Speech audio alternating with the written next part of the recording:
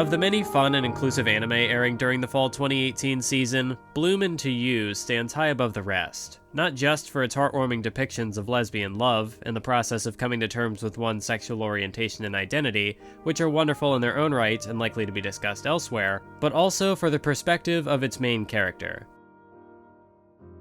Many stories centered around romance, whether they be comedic or dramatic, take for granted a person's ability to experience those feelings in the first place. It's considered a given, A, because love is a complicated subject that's hard to explain in general, and B, because most people just have those feelings. There's no choice involved. Romantic conflicts are less about not possessing an emotion, and more so about the struggle to connect and communicate that emotion. Sometimes the feeling is mutual and leads to pleasure, sometimes the feeling is unrequited and leads to pain.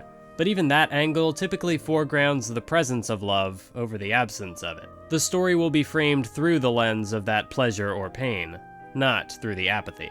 Bloom Into You takes the opposite approach and focuses on a girl who doesn't experience romantic attraction, at least not without effort. And in doing so, it ignores the love at first sight fantasy and attempts to take a more comprehensive look at how two people can form a special bond in the absence of mutual affection. Additionally, it serves as an important point of discussion and representation for people like me who don't understand what it means to love and be loved, who don't or perhaps rarely experience that kind of affection only under specific circumstances. It's tough to talk about things like aromanticism with people who aren't that because, as I said before, most people don't have to think about whether they can or can't experience romantic attraction. It's like trying to explain anger or happiness to someone who doesn't know what emotions are. How do you do it? Words don't really capture the experience. You can't just look up the definition of sadness and suddenly know what that feels like. You can't define love and just feel it. You need examples, personal experiences.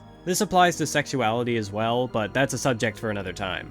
In other words, me telling you that an aromantic person experiences little to no romantic attraction will probably do nothing for you. That notion totally upends the perspective of the average alloromantic who has never known anything but their own instincts. The term alloromantic alone is foreign enough that Google Docs will put a red line under it like it's a typo, so most people probably wouldn't associate themselves with the term even if, by definition, that's what they are. From their limited view, they're just normal.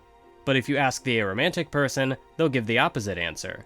And while we could argue back and forth over how weird humanity is, that's not going to help us understand each other. So while the terminology is important, it's not going to get the message across as well as an audiovisual medium can. Fortunately, Bloom Into You does a fantastic job of conveying these concepts through shot composition, the use of color, and visual motifs, things that the spoken word just can't articulate in the same way. This doesn't just apply to Yu's feelings, of course, but that's what I want to emphasize here. The opening shot features Yu reaching out to a light she can't grasp, a representation of the dazzling love portrayed in shoujo manga and song lyrics. It's something immaterial, distant.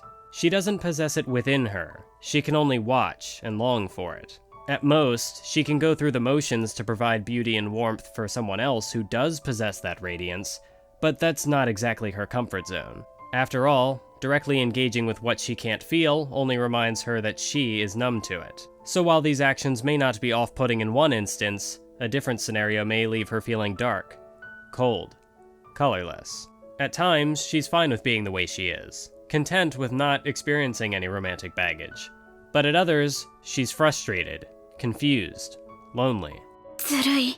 This is contrasted by someone like Maki-kun, whose perspective is akin to that of a spectator in a theater. He doesn't appear to desire affection for or from others, and he's not repulsed by such displays between other people so long as he's not involved. He is a bystander, perhaps a friend who will offer support to others should they need it, but he himself doesn't mind being out of the loop, so to speak. He doesn't get much screen time, but he does serve as a different example of how someone might experience being aromantic.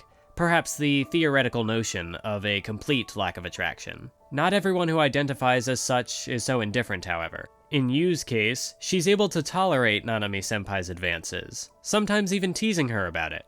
But when she confronts the topic herself and makes an effort to invest in the relationship, only to find more emptiness, she feels cheated. Her anxiety stems from idealized social expectations, her anticipation of the fluttery feeling that romance media conveys as a universal truth. When she doesn't get that, she misses out on something that most other people seem to achieve easily. She feels obligated to develop that feeling like the rest of her peers, but she just can't.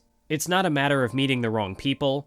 The source of her apathy isn't some form of trauma she needs to cope with. Her complicated feelings don't make her a freak or anything like that. She's just you.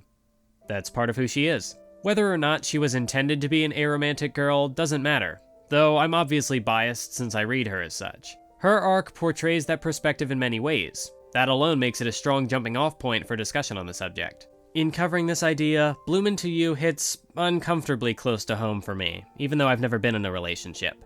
But it's not a discomfort I dislike. The characters in Bloom may act impulsively at times, but on the whole, they respect each other's boundaries and attempt to communicate with each other. Thus, they avoid falling into a much more toxic dynamic of a stalker harassing their crush until they eventually get what they want. Yu and Nanami know of each other's feelings. They talk about it. And even when Nanami pushes further than she should, she apologizes for it. She doesn't attempt to guilt Yu into loving her when she knows that Yu can't provide that. Yu doesn't reject Nanami's confession or presence simply because she can't take the relationship further.